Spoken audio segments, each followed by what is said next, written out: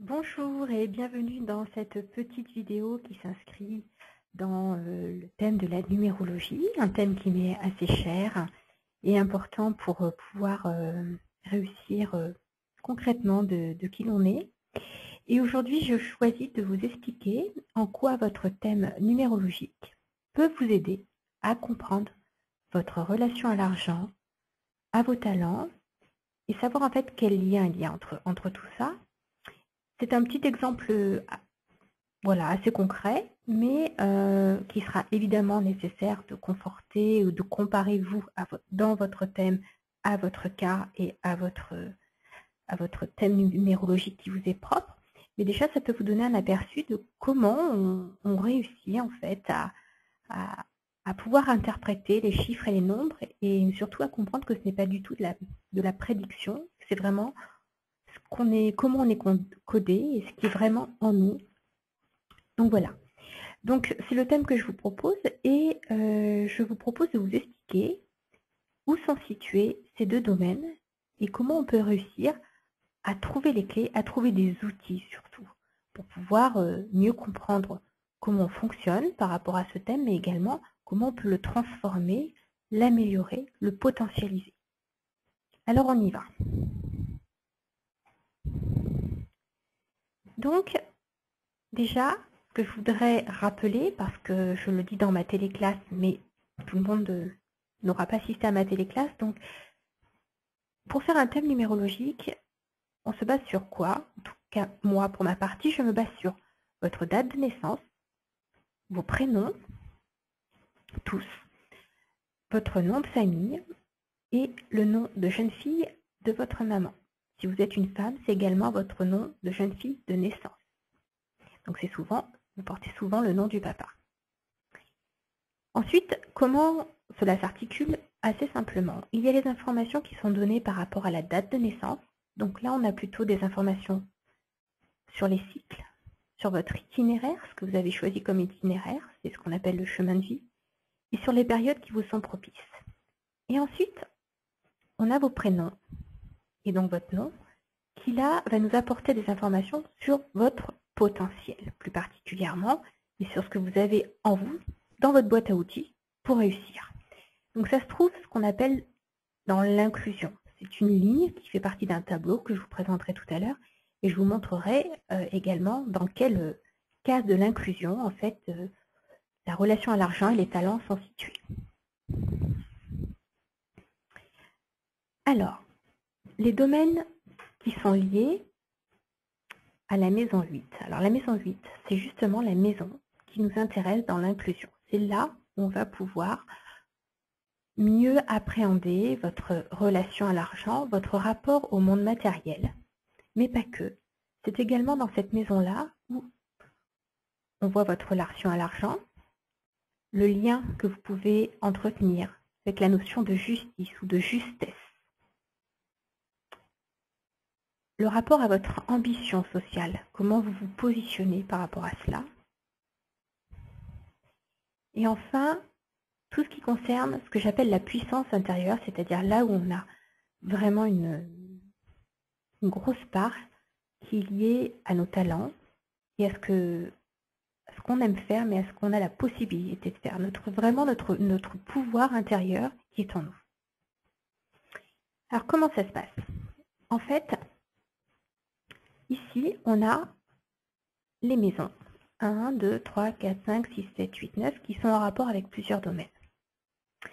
La maison 8, le domaine 8, dans cette case-là, en dessous, là on a la barre de l'inclusion. Et c'est là où on commence à pouvoir décoder, comprendre les chiffres et leur symbolique. Alors quel chiffre il y a en dessous du 8? Selon vos noms et vos prénoms en fait.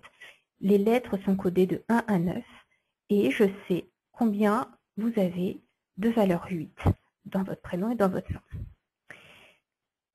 Donc, les thèmes qui sont liés à ce domaine 8, on les a vus précédemment. Et qu'est-ce qui va se passer? En fait, ils vont être en relation avec tous les autres chiffres qui sont ici. Mais pour être assez simple, je vous donnerai des exemples tout à l'heure, on va faire assez simple et assez schématique pour que vous puissiez comprendre. la maison 8, en fait, soit elle n'a aucun chiffre, donc on dit qu'elle a une absence de chiffre, soit elle a des chiffres qui sont un chiffre, parce que c'est une unité hein, qui est en équilibre par rapport au restant du thème, soit elle a un chiffre qui représente une unité qui représente beaucoup, c'est-à-dire qu'il y a beaucoup de choses et comment vous expliquer, de chiffres, mais de chiffres élevés, un chiffre élevé dans cette case. Donc on dit qu'à ce moment-là qu'elle est très bien remplie. Alors, si par exemple la maison 8 qui est liée au monde matériel, elle est également liée à l'élément de la terre. Donc c'est un élément très ancré en fait. Cette maison-là, on voit à peu près comment vous êtes ancré, comment vous gérez les choses concrètes, ainsi que votre puissance intérieure. C'est également comment vous allez concrétiser l'énergie de vos talents. Et également, comment vous allez transformer ces talents en matérialité qui est l'argent, puisque l'argent est quelque part un cadeau que je redonne et mes talents sont au service de cela. Si cette case, si cette maison 8 n'a pas de valeur en dessous, on dit à ce moment-là que rien n'est possible ou tout est possible. C'est-à-dire qu'à ce moment-là, à partir d'un échange que l'on a, je sais où vous en êtes par rapport à cette case. Mais généralement, en fait, on se pose souvent la question de comment je gère mon argent. Est-ce que j'ai des peurs de manque? Est-ce que je dépense trop? Est-ce que je ne dépense pas assez? Comment je gère le flux énergétique de l'argent? Mais également, je me dis, est-ce que la personne, elle a reconnu ses talents? Est-ce qu'elle a conscience qu'elle a des talents? Ou est-ce qu'elle est effectivement en train de se demander et qu'elle ne trouve pas? Lorsque cette maison-là est vide au départ, souvent, une maison qui est vide, c'est une maison qui est prioritaire à s'occuper. Donc c'est important parce que ça nous donne également une information sur l'ordre et la façon, l'enchaînement dont il faut prendre les choses. Cela nous donnera également une information sur la possibilité que la personne, en fait, si cette case n'est pas remplie, elle puisse avoir une grosse carence au niveau de la valeur de soi pour être reconnue par l'extérieur. Donc son ambition sera souvent assez bloquée par le fait qu'elle recherche une valeur d'elle-même à l'extérieur et non à l'intérieur d'elle-même. Alors après, selon les chiffres qu'il y a dans le restant du thème, on trouve les outils qui y sont propres. Et ça, c'est la première chose. Donc, premier cas, on peut avoir une absence de chiffres qui nous appelle à nous interroger sur comment sont gérés les domaines qu'on a vus auparavant, mais surtout de comprendre que c'est la priorité. Ensuite, on peut avoir cette maison-là avec une unité, un chiffre qui est en équilibre par rapport au reste du thème. Et dans ces cas-là, souvent, c'est que vous avez une possibilité assez facile d'être dans la matérialité, d'être dans une valeur juste de la vie. Mais par contre, vous êtes également quelqu'un qui, généralement, est un bon stratège. Vous avez un besoin d'action qui vous pousse à entreprendre, vous aimez les réalisations, et même parfois même, vous pouvez avoir des ambitions très importantes sur un plan financier. Généralement, quand cette case est en équilibre, les gens vous font assez facilement confiance, d'accord, et vous n'avez pas peur des obstacles. Vous êtes toujours prêt à aller de l'avant. Vous aimez également vous entourer et prendre des bonnes garanties, vous vous engagez sur des projets ambitieux, mais vous êtes très bien bordé. Alors bien évidemment, encore une fois, cette interprétation reste à nuancer en fonction du restant des autres chiffres dans votre thème. Mais voici le type d'information que l'on peut avoir.